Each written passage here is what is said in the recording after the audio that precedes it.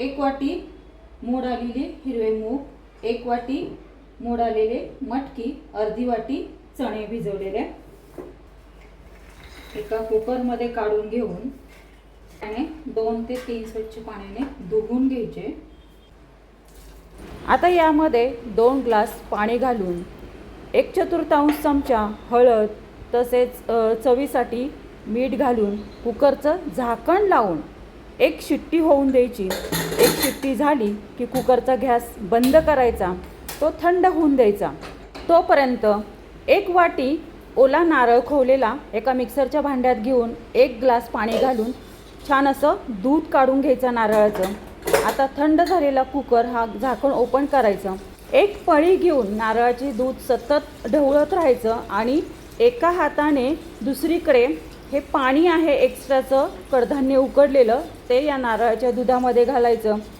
आता या मिश्रणामध्ये मिरची, अद्रक, लसूण वाटलेलं घालायचं आणि या मिश्रणामध्ये एकजीव करून घ्यायचं।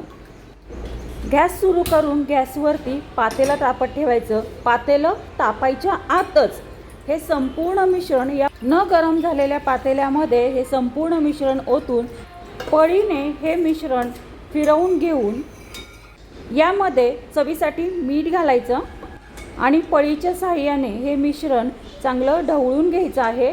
आता वरतून हिरवीगार छान अशी कोथिंबीर घालायची चिरून। नंतर 1 फुलपात्र यामध्ये ताक घालायचं आंबट नसलेलं आणि पळीच्या साहाय्याने पूर्णपणे एकजीव करून घ्यायचं।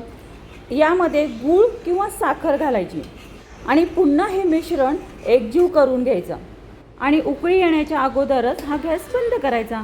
अशा पद्धतीने 25 मे 1875 साली रामचंद्र सखाराम गुप्ते आपल्या भारतीय खाद्यसंस्कृतीमधील पहिलं सूपशास्त्र म्हणजे स्वयंपाकशास्त्र हा पाककला ग्रंथ लिहिला। त्यातीलच ही रेसिपी आहे कळण। हे कळण कोणत्याही प्रकारच्या भातासोबत आणि असं सुद्धा नुसतं सूपच्या स्वरूपात पिता येतं।